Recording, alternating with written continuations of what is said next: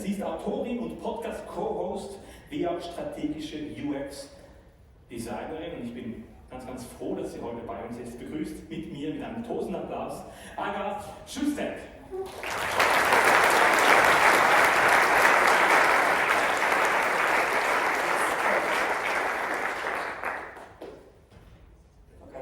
Controlled now, yes. So I'm not going to go over time. Hi, hello, good morning. I see that the Swiss people, as Swiss people, you have the same habit of sitting in the back, not in the front. Very Polish of you. I'm really happy to be here today and talk to you about something else that's needed for collaboration and cooperation, which is having a vision of experience that you want to deliver to your customers, to your users. And before I start talking about that, I would like to start with a few statistics. So firstly, this is a report from 2021, which says that about 46% of companies want to focus or put the priority on customer experience and user experience, of course, because people kind of mix those two together in the next 5 years. And you might think not very high, should be higher. Actually, back in 2018, it was 87% of companies saying that. So you say, okay, is it not important anymore? Like, what happened here? The thing is that back in 2018, companies thought that they can just redesign their screens, do a few processes, create a department, and be done. And it turned out that's not that easy. Actually, it's a mind shift of organizations to actually think about these things. And still, these companies do it because it's actually shown statistically in a statistically significant way that if you focus and you increase the satisfaction of customers, you actually increase the stock market value quite a bit. So it's a worthwhile investment to do in the first place. Yet, 71% of customers don't believe that brands and companies will deliver what they promise. So basically, people are saying, I'm gonna check you. I'm gonna check on you and I'm gonna see whether you really deliver this experience that you talk about. And often they are right, because it's not being delivered. And then there's one last piece of statistic I wanted to share with you, which is that 86% of customers say that they are willing to pay extra for good experience. Interesting, right? So in a service market, which probably many of us work in, the price is the driving force for getting customers to join your business. But actually, if you focus on experiences, you don't have to be in that race. You can actually create a very different race. But here's the question, like, what do we talk about when we talk about experiences? And of course, you can take a lot of different perspectives on it. You can think from the technological perspective, you can think from the business perspective. What I do, I think about it from the psychological perspective. So there's research of Daniel Kahneman, the guy who created the behavioral economy and got a Nobel Prize for it, and then he moved to work on well-being and the topics related to why we think that we're happy or unhappy. And through a number of experiments which were kind of weird, because like colonoscopy and putting hands into cold water and stuff like this, really weird stuff, he actually realized that our psyche works in a way that we have like sort of two parts of it. The one part of our perception is called experiencing self, and the experiencing self is responsible for basically getting all the sensory data from the environment and from within us, so like from our gut and from our chemistry that's going on in our bodies, to figure out one thing, to figure out whether we're safe or not. So as you are sitting here, your brain, or your body and your brain, is checking every nanosecond or two whether you should run or you should stay. How Kahneman calls it like really nicely, the experiencing self is so busy living our lives that it doesn't have time to remember it, because it's just in a constant search of what's going on around us. And then we have the second part, which is the remembering self. And the remembering self is responsible for looking at every situation that happens in our lives, be it a presentation like this, be it an interaction with another person, or be it an interaction or a contact with a brand and a product. and it says, okay, does this interaction fit the story I want to tell myself about myself? So basically, if this fits, I want more of it. If it doesn't fit, I want less of it, or I don't want any of it, really. And this is important, so there are two parts. There's one extra thing which is super important, which is that when I was studying psychology many years ago, I was taught that our brains are reactive, so basically events happen to us and then we react to them with an emotional flavor of it. But actually the recent research says that our brains are not reactive. Our brains are predictive or anticipatory, which basically means that whenever we enter a situation, our brains are actually predicting how the situation happens based on either the previous experiences that we've got or the word of mouth that we collected from other people. So basically when you come to a conference like this, your brain is predisposed to imagine how this conference is going to look like, and you're going to see the stuff that you expect to see, because this is easy for brain. Like if you basically see the stuff that you see, like the brain goes like, yes, this is exactly how I imagined that. Whenever the brain notices something that it didn't expect, it's called the perceptive error, and it goes like, oh damn, I have to change my model again.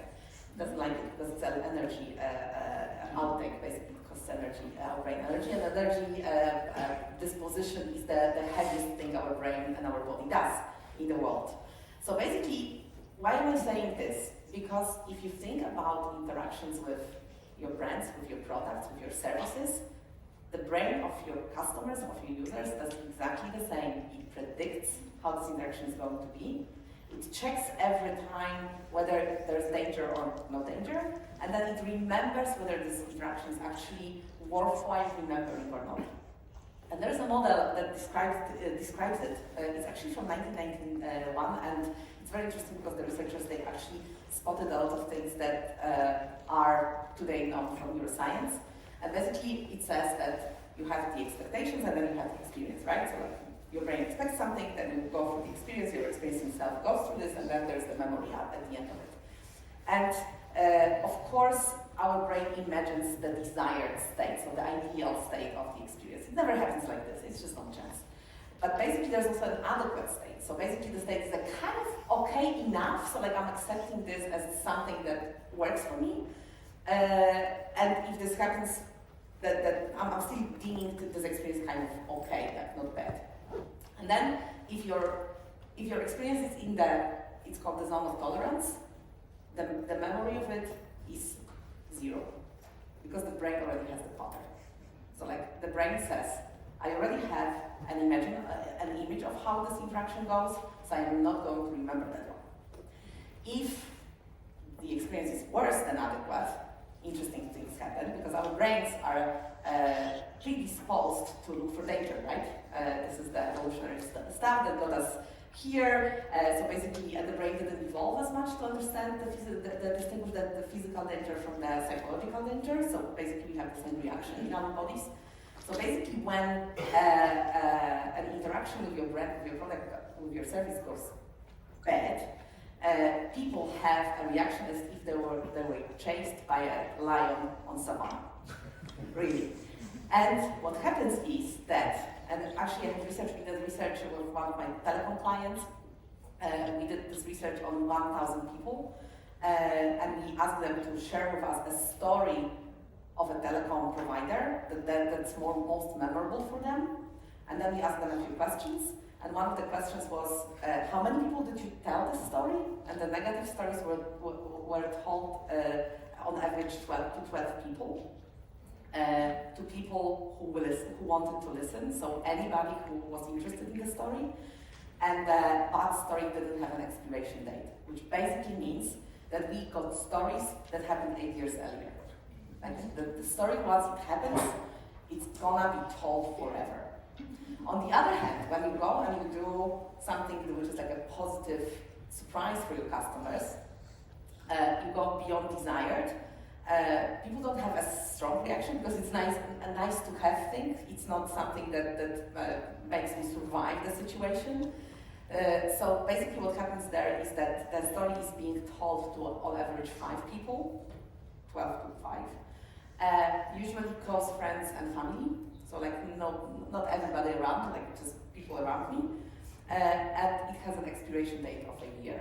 So after a year, the good story is perceived as like, not important anymore. Things could have changed. And the thing is that if you think about designing anything, if you do everything according to the rules, you are going to get in the zone of tolerance. And you have to do something extra in order to actually get people interested in what you are doing. And when I was studying, I was told that I'm designing products. I don't know how many of you were said that we were taught that you are designing products. Then the story changed and we were said that we are designing activities. So usability, all the stuff, this is about activities. But actually, experience design as such is to make people feel awesome about themselves. That's the story there. And that's why you need a vision. But there's also a business explanation about why this is so important. So basically, your customers, your users, can form one of two types of relationships with your brand, with your product. One is a transactional relationship. The transactional relationship means that I'm with you as long as you're the cheapest and the most convenient. If there's a cheapest or a more convenient or both competitor, I'm going to pack my stuff and go there. Or if you don't allow me to go because I'm bound by contract, I'm not going to shop with you. I'm going to pay you the minimum. This is the transactional relationship. Or you have an emotional relationship there's an emotional relationship between the customers, the users, and the companies, which basically means that I'm staying with you even though you are not the cheapest or the most convenient because of something else. So getting to the transactional relationship is not very easy. Actually, it's a lot of work. What you have to do, you have to build the functionality. I'm still surprised and amazed how many companies don't build the right functionality for their customers. Like seriously, I thought that we would have figured out by now. Then you have to be reliable for them. So they have to be assured that if they bank with you, they buy your telecom offer from you, they buy their jewelry or their ties or whatnot from you, they are going to get it. And it's gonna be exactly how described. Then you've got usability. I don't think that I have to explain that to this crowd. And then finally you have aesthetics. So basically things need to look good. And if you do all these things, you deliver the pragmatic value and you only build the transactional relationship. Which basically means that if there's a cheaper and more convenient competitor, people pack their stuff and go. And I'm curious, how many of you work on this? Hands up. Okay. I'm curious what the others are working. Okay, so in order to get to this emotional relationship, you have to do the following. First of all, you have to build empathy. So people don't want to be numbers in a system. They want to be treated like individuals. And again, it might seem fairly self-explanatory, but actually a lot of companies really try to, when the customer calls with a problem, they try to get rid of them as quickly as possible and make them do it on their own or deal with it on their own, and people hate it. So actually this is something that they see as unempathetic. Then you have fun. Fun is pleasure of interacting with your solutions. And I was actually having a conversation earlier this week about whether in banking you can have fun or in telecom you can have fun. Of course, it doesn't mean that it has to be entertainment sort of fun, but you can have elements that make people enjoy having interactions with what you are offering to them. Then there's engagement. And engagement means that you create an ecosystem of solutions where I can solve a number of my problems. So I want to be very clear, engagement is not about sending millions of emails and basically trying to get the attention from your customers. It's creating things that come together, they flow together in a way that people feel that they can find a number of solutions related to the topic your business is in, and basically they want to solve those topics with you. And then finally you have meaning, which is the fact that your company is about something more than just earning money. So especially for younger generations, this becomes increasingly more important, that they are looking, right now they still don't have enough money for that, but with time they will be looking for companies that actually have a purpose, a goal, something that changes the world in a positive way, rather than just be about the business. Of course, it can still be about business, but there's this extra that's going to make people want to stay with you, even if you are not the cheapest option in the market. And yet, in the real world, what happens? Imagine that you have this data that you are going to your management board to present. You have a bunch of experience qualities, you have an average market level, and you have user expectations. What do they ask you to work on? What would be the default demand from the management board? Any guesses? Would it be this? Right? Problem is that it leads to something which is called the syndrome of averaging out, which basically means that the market level goes up, but still you are heterogeneously homogeneous, which means that for your customers, they say, okay, like I know that there are different brands out there, but I really don't understand the difference between them.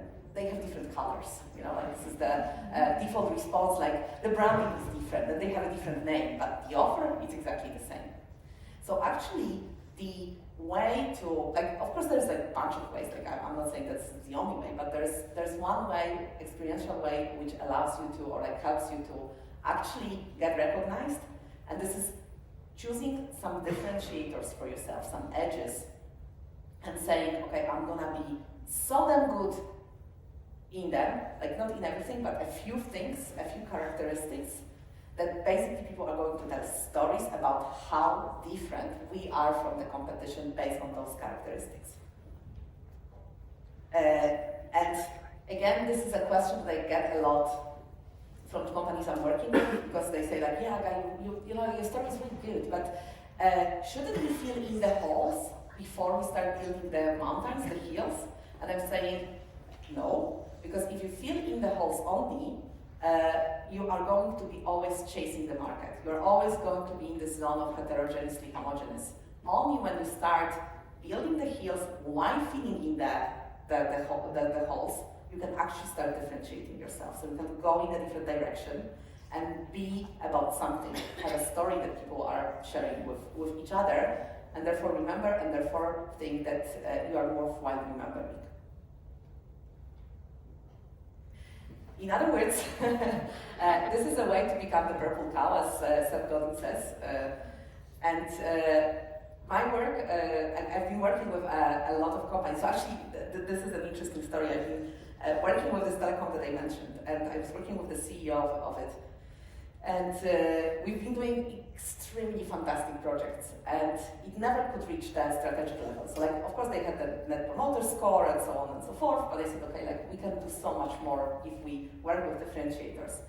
And he told me, you know, like Aga, when I studied, I was taught business, finance, technology, HR.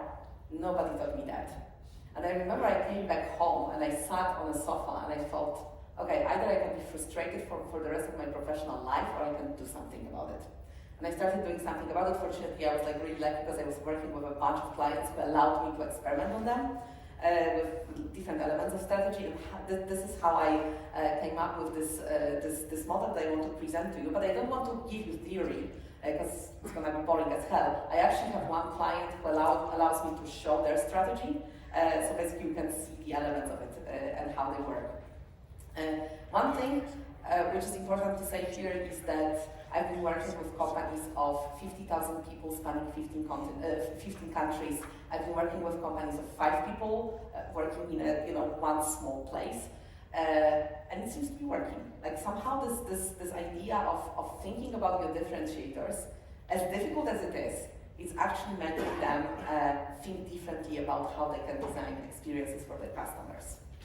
So let me start with the thing, microbiome. And I think that I wrote it in Polish, I'm sorry.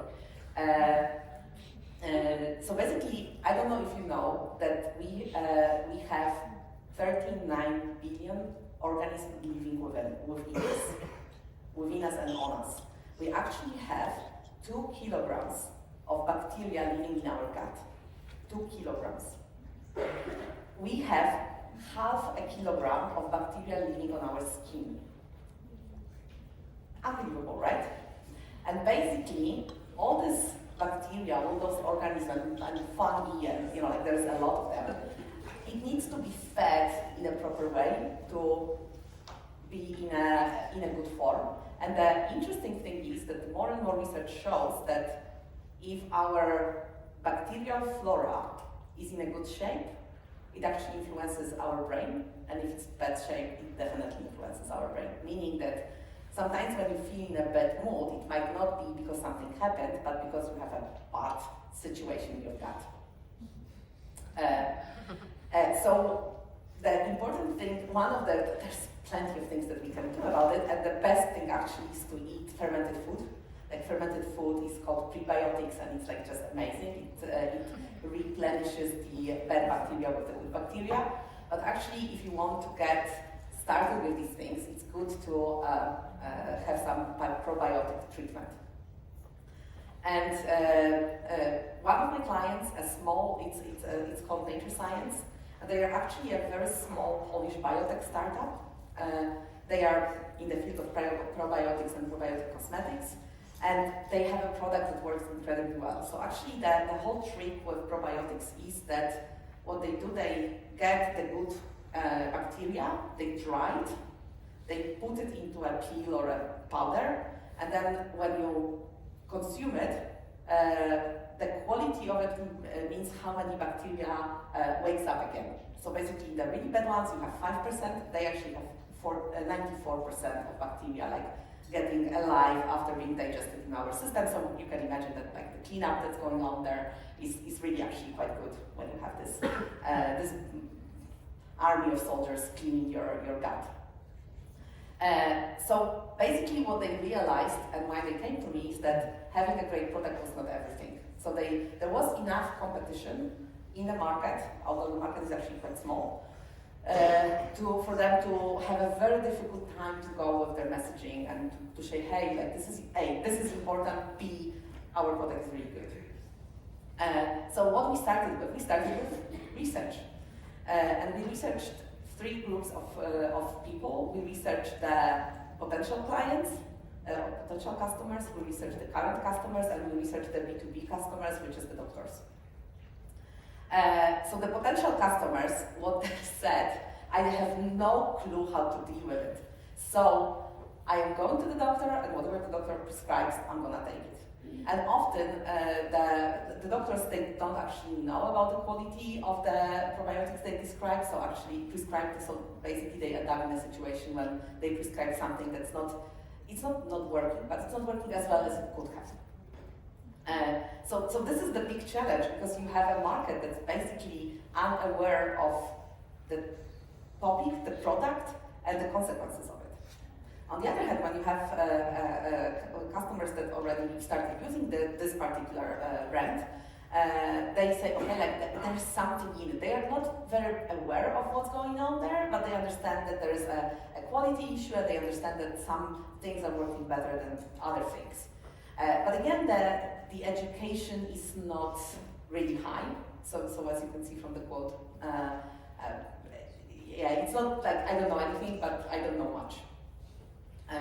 And then you've got the doctors, and the doctors say that they understand, like the doctors who are educated in this topic, they say, okay, like this is really important, but my colleagues, the doctors, they don't really know enough about it either.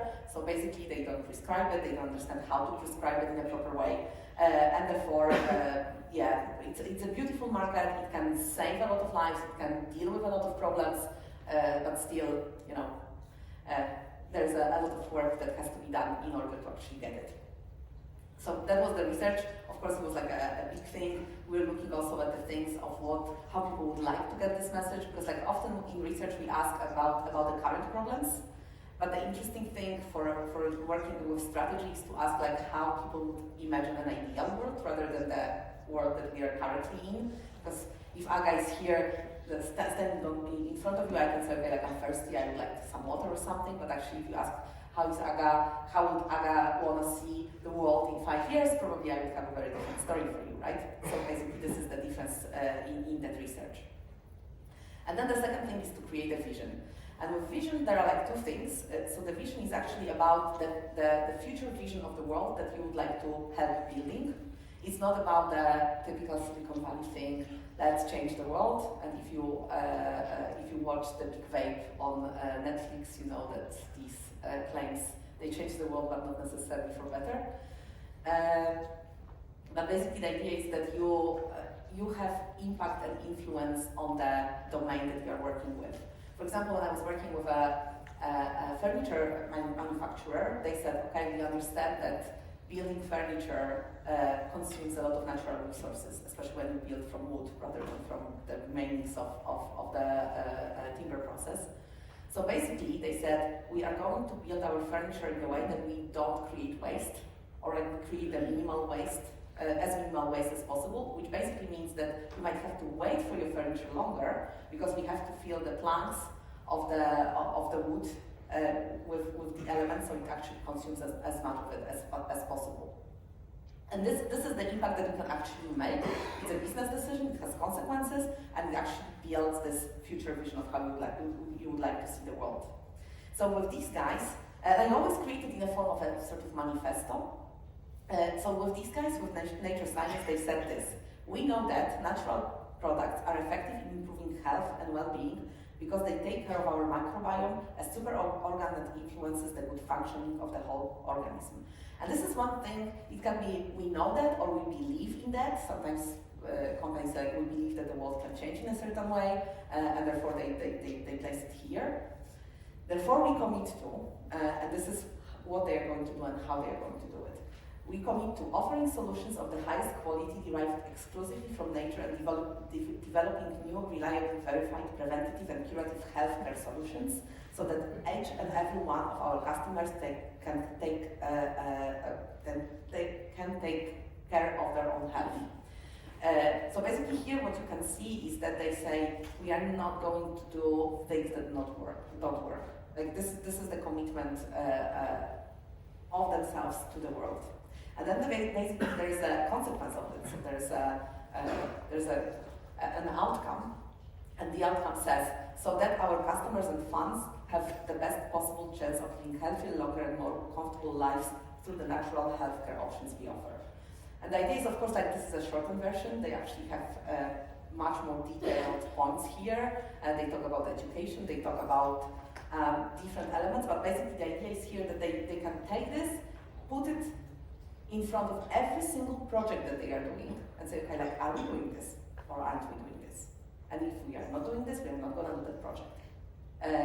Furthermore, they can say, okay, like, if we are looking at the different projects, which one of them delivers on that promise the most? And this is the priority project. So this is the vision, this is the change. By the way, if you work for often, unfortunately, I see with like the large companies, that they don't really want to create this manifesto. I say don't create a manifesto. It's better not to have it than to have something that's a joke, a corporate joke, put on slides and never really put to practice. So it's better not to have it. It's more honest. But then you have, fortunately, the third element, which are the edges or the differentiators, the tall things that I showed on the diagram before. And these mean that you're saying, okay, like I'm going to have a character of sorts, so I'm going to do the things in a certain way.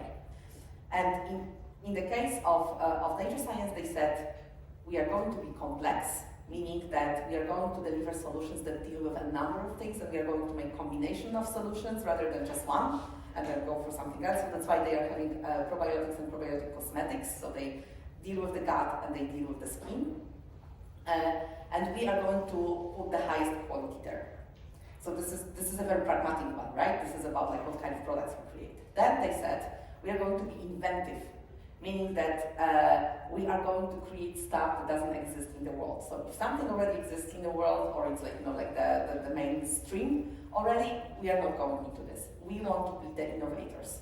And we want to, so again, they say, we want to be innovators, and this is something that we commit ourselves to. And finally, like I said, they are a small company. So they said, okay, we don't have the marketing budget to go out into the world and basically, spend a lot of money on promoting our brand. So they said, okay, we are going to be unconventional in the things we are doing. And one of the things they were actually was really fun because they wrote it and they were really scared of it. So they were like, yeah, but maybe it's too serious. Maybe it's too far. And they said we were actually thinking about the hashtag. Let's talk about our movement. And I said, okay, I don't know whether this is a controversial hashtag or not. Let's go out. They're working in a building which has a number of offices. Let's go out and just test this hashtag. So they went out, and funny enough, they bumped into a bunch of young mothers, and the mothers said, we are talking about that stuff all the time. What's your problem? So they said, oh my gosh, we can actually do this. So they started thinking that they actually got encouraged to start thinking in these ways and think, okay, we can have this communication. It doesn't have to be the marketing communication, but it can be the way we describe the products. It can be about the things we put into the packages when we send the products out, and so on and so forth. So a lot of content creation can be in this unconventional way. So finally, which is the crucial thing, and I think that if you have a strategy and you don't have measurement to it, it's not going to work ever. And probably, I can imagine that a lot of companies you're working with use the Net Promoter Score. Hands up, who does? Not that many. I'm curious what you're using, but I don't have time to ask for it yet. So I'm nothing that will be the reverse questioning. I'm going to ask you questions rather than you me at the end of the presentation. So, but basically, what is important is that so the Net Promoter Score is the measurement of how likely your customers are going to recommend you to other people, and of course, it's a measure of the brand recognition and loyalty, but doesn't necessarily measure the actual experience. And also, it is an abstract measure, meaning that it measures a lot of things, and it's very difficult to be influenced because a lot of things impact it. So basically, for this vision that I showed you, I suggest to create very practical metrics which are representative of the word of mouth. So basically, of what you would like your customers to tell about you. And it looks like this. For the vision, in this particular case, again, it's a longer list, but I didn't have the time to share all of you, so I chose one or two for each category. So for the vision, they said a percentage of customers, 80% of customers say natural solutions are effective after using nature science products. So when a customer uses the nature science product, they say, we believe that these things actually work. And they, you can set the number here for, I can show their actual numbers, that's their secret, but actually here it's actually quite high. And then you've got for the differentiators, the same story. So for the complex, you can say a percentage of customers say they have got rid of their health problems thanks to nature science products. A percentage of customers say that nature science allows them to understand and effectively apply natural, preventive, and curative solutions. So again, you are looking for the stories that people are going to share about you, but you can ask about these things. You can actually create a research tool that allows you to measure these things and to get the understanding of where you are as where you want to be. Then inventive, they said percentage of customers say that thanks to nature science, they can better listen and understand their own body. And percentage of customers that say nature science offers products that no one else does. So this is this invention, right? This is being on the ahead of the market rather than behind the market. And finally, the unconventional is about a percentage of customers that say nature science offers engaging ways of communication. Hashtag, let's talk about our movement. A percentage of customers say that they have tried natural treatments thanks to nature science. This is actually this additional thing because the company said, okay, we are not going to change the world in terms of, planting forests in Amazonia. But what we can do, we can actually educate. So our impact that fits our vision, that fits who we are, and goes beyond just earning money, is about educating people that gut health is very, very important for them, and that they can actually influence a lot of things that are going on with their bodies through this. So, just as my presentation slowly comes to an end, I wanted to really reiterate this point that at the end of the day, when you're creating the vision for your experience, it's about thinking of what stories your customers are going to tell about you. So that's why you need it, because then it allows you to focus on certain things and allows you to be sensitive to the things that you are looking in the statements of customers to understand whether they are actually saying the right stuff about you. And I would love to leave you with a question. What would you like your customers to say about you? Thank you very much.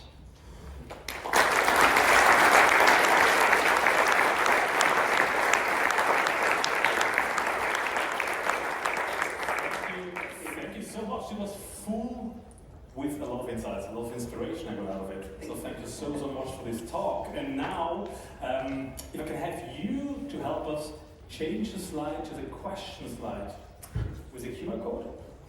That would be amazing. So you guys can already think about the questions and add questions, or actually you could ask them. Yeah, I can ask it, yeah. But I do have a question to start with. Sure. So you showed us a couple of measurements, yeah, which I found quite interesting to actually make that strategy work in the long term. How do you make sure, what is the best way to actually put these measurements into the agenda of a board, of a company? So it actually lives up there, not just in some teams. Yeah.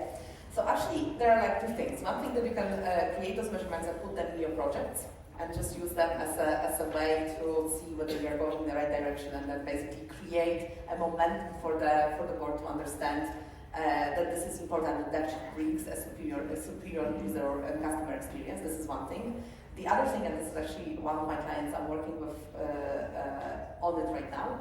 So basically what we create, we call it a thermometer, which basically means that based on all of that I showed you, including the research, what we did with their differentiators, we did research beforehand, we created the differentiators, because in the end the differentiators are a combination of the insights from the customers and what you want to do as a company. Strategy is not about just doing what the customers tell you, it's about also having your vision in it.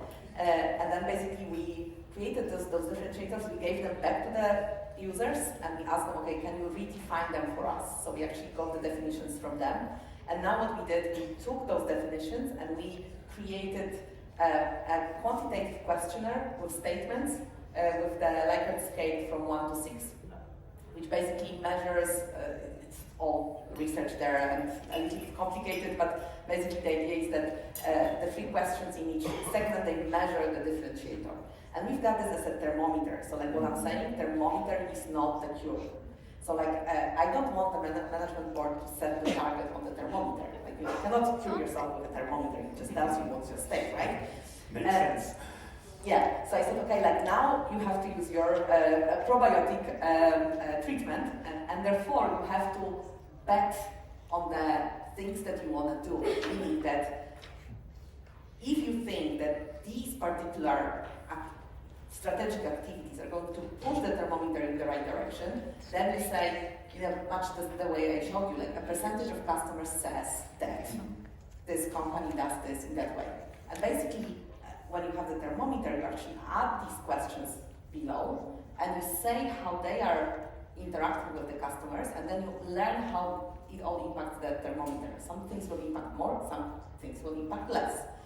The important thing there is that you have to measure the baseline, meaning that before you put your bets, so you say like 100% is going to, of customers is going to say about us this and that, you should actually understand how big a percentage of the customers say today.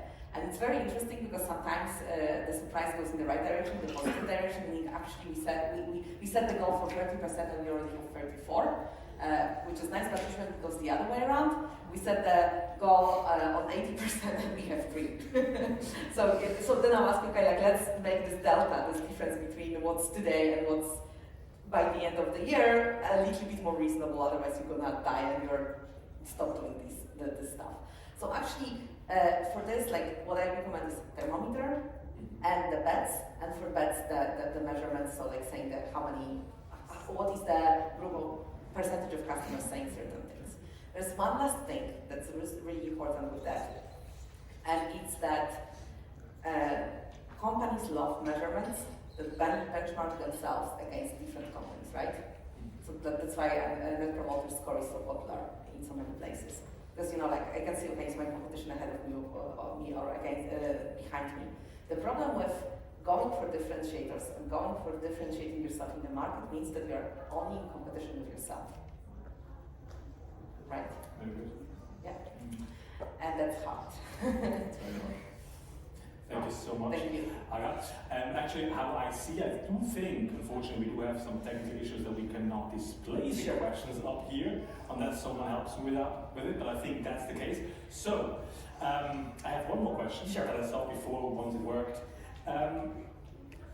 You told us at the beginning that it's quite hard to, for companies to actually have a good user experience, still today. Yeah. Even though we have amazing people, it still seems to be hard for companies. Do you think that's because of those measurements, like those kind of trying to be in the middle ground for a lot of companies, just looking at the averages? Is that one of the reasons why this is so hard, or do you have another explanation? It's not very simple, so there's like, of course, a bunch of reasons. I probably could list a bit, but at least two that come to mind right away. So first of all, especially when you have a company that serves a lot of customers, you try to satisfy everybody, which basically means that you are creating things that are not unobjectionable to a lot of people, which basically means that you cannot differentiate yourself. If you are going to differentiate yourself, so let's say be unconventional, some people are not going to like it, right? And this is a choice. And I think that basically, because experience always is, so like, it's not a situation that you don't have an experience, and usually it's just not memorable. So if you decide on having a memorable experience with your products, with your solutions, with your services, you might lose a bunch of customers. And this scares companies a lot. And funny enough, I work with a lot of companies by now, I noticed that actually the loss is not that big. This is the one thing, and the other thing is that actually customers appreciate the fact that they are starting to be different and that there is something to talk about them. So this is one reason. But there's another reason, which is the internal reason. Since the Industrial Revolution, we've been, like all the business people were taught business, right? So, like I said about the finance, controlling, technology, HR, and so on. Exactly like the CEO that I mentioned told me once. And first of all, they are slowly learning the tools that allow them to do the good experience, user experience and customer experience. But the problem is that they didn't unlearn the old way. So the default way is business first, right? And I'm working with a company right now where we are actually creating the whole mind shift. I don't want to call it a program because it's going to last forever. But basically the idea is there that we want to make this shift in how things are being done from the top to the bottom. Quite a cultural shift. Yes, it's absolutely a cultural shift, yeah. And the step one is unlearning the old ways. And we always forget that we add new ways, but we don't teach people how to unlearn the old ways.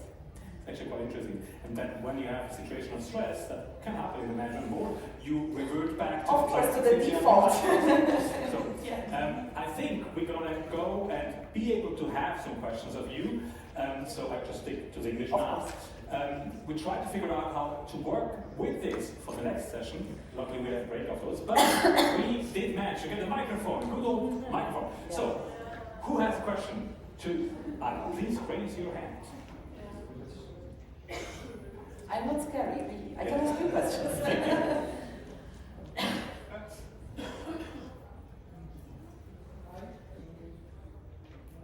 Microphone.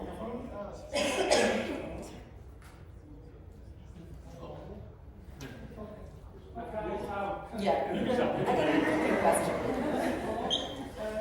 You mentioned on your slides the term Umami. Could you quickly explain what that means? Yes, of course.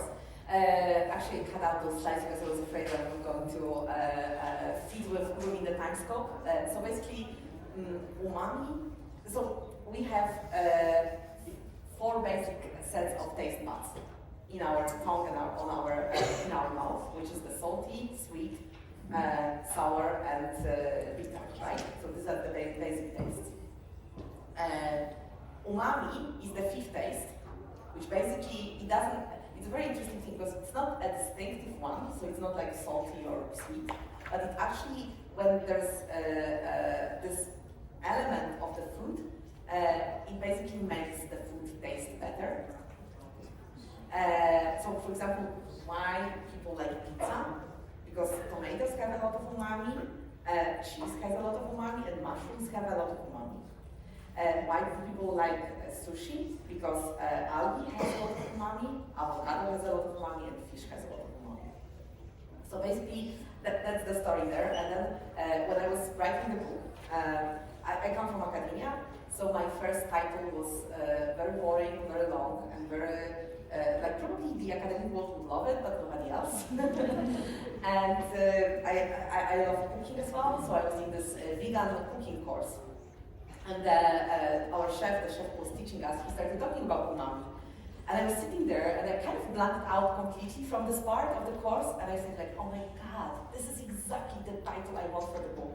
Because when you think about businesses, and again, this is no model, this is just my thinking, but if you think about it, if a company exists, it has a product of sorts, it has a business of sorts, so the financial part, it has customers and users, and it has employees, right?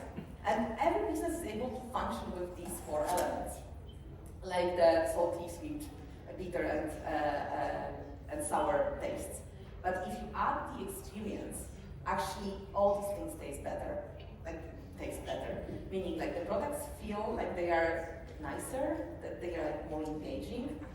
The business goes better because people have the emotional relationship and not the transactional relationship. The customers are happier because they feel that they are treated with empathy and they are treated like humans rather than numbers. And employees do cooler stuff, so like why would they be unhappy about it? So that's the metaphor. Thank you for answering the question. Actually, in the meantime, we managed to get the questions, and I'm thrilled by the amount of questions that are in there. So good luck, we have that. I'll pick and choose a couple of questions that got the most upvotes. We still have time, so thank you for your time. Some questions came in around the topic of branding and identity, where people seem to see a lot of similarities with the branding and identity process. Could you explain a bit more where you see differences? Yeah. There's this funny metaphor which says that branding is like if you want to ask another person for a date. Branding is whether they consider you for the date. Marketing is whether they go on the first date and they kind of, are willing to spend time with you. Experience is whether they go for the second date and all the other ones. So they are all 3 interconnected. Often when you have brand values, they should be connected, not necessarily with the same words, but they should be connected to the differentiators, because that helps to build a consistent presentation, a consistent story in people's heads. However, remember this graph of the zone of tolerance? So the problem with, it's more marketing even than branding, but again, they are all connected. So a lot of companies, they create brands and then they promise through marketing things that are not necessarily delivered. I have one client, it's like a retail, and they say that they were like really honest with me, and they said like, in our communication we are all about how you should be brave with everything, and like how you should change the world, and then you enter our website and it's a store. Like the regular store, like any other. So like, where is this, how does it feel? So the thing is that if you overpromise with your branding and your marketing, people create an image. Our brains do that because that they want to assign the amount of energy they're going to use in an interaction with that brand. So if you overpromise, the experience by default will be bad experience, because the image, the prediction was created is better than the adequate level of what you are actually offering. Is it clear? Like, I'm sorry, yeah. So then, if you actually promise and deliver on your promise exactly how it was promised, you end up with a zone of tolerance. So people say, yeah, of course, we have that, right? Only if you under-promise, only if you don't tell everything about what you want to offer, people are going to have a positive surprise. And not easy, I know, but if you, I have a few, actually one example comes to mind that you can check. Tesla, drop into your internet, Tesla dances ballet. And you will see, and this is exactly this Eastern egg that you can drop. It doesn't have to be big. You know, like people actually, they don't want the wow effect. They don't want the big stuff. They want tiny micro experiences that shift something in their perception. Actually, micro experiences are so much better than big things, simply because they cost you less as a business. You can do more of them, and people need activation. They have to be reminded that you're different. So if you do small things, tiny micro experiences, these micro experiences are actually going to be a much better experience and positive surprise than big ass stuff that you create once a year. So the Tesla dances ballet is an example of that. Amazing. Thank you so much. I do have time, we do have time for one more question. We've actually answered a lot of them already, which is amazing. One question that a lot of upvotes as well is the identification of differentiators that you explained. So some people here obviously question if user research, could that play a role to find those differentiators? Could you explain a bit more about that? Sure. Yes, that's a quick answer. However, the users can inspire you to think about differentiators and push you in certain directions of thinking about differentiators. But at the end of the day, the differentiators have to come from you. What is interesting, and again, the time was limited, so what I've noticed with differentiators is I'm working with companies, and it's funny when you write a book, you write the worst version of your work in it, because then so many companies come and they want to do it, and with every project you actually know more.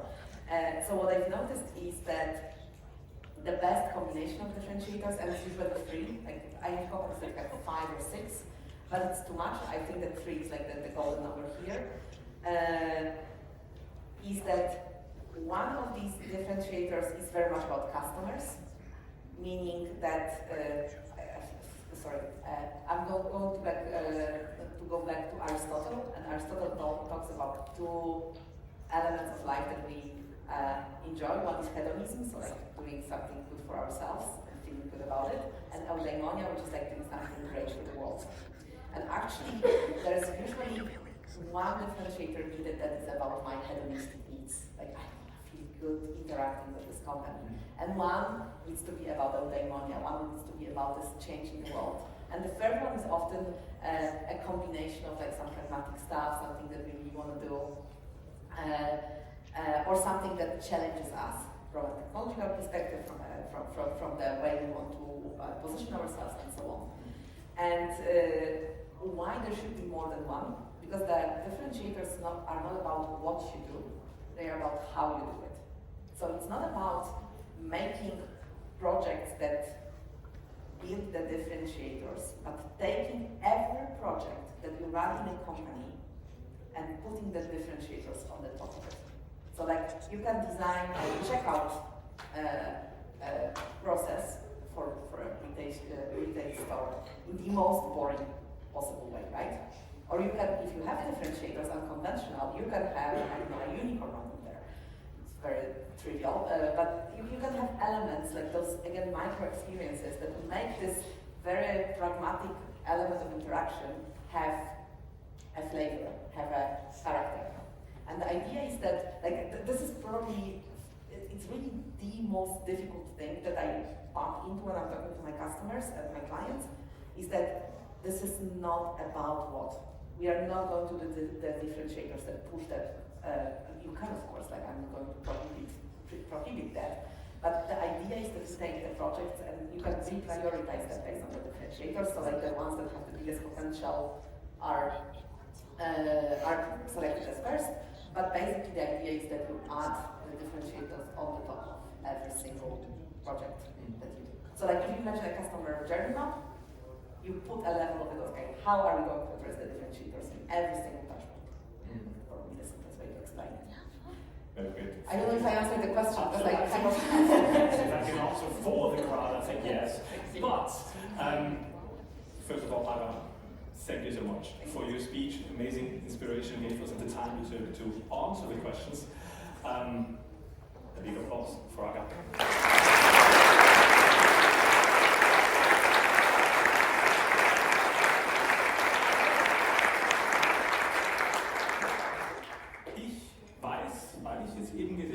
Dass es immer noch mehr Fragen gegeben hat, die nicht so viele Uploads gehabt haben für oder auch wir haben nicht unendlich Zeit hier und darum nutzt jetzt bitte, was als nächstes kommt. Denn jetzt kommt eine Networking-Party.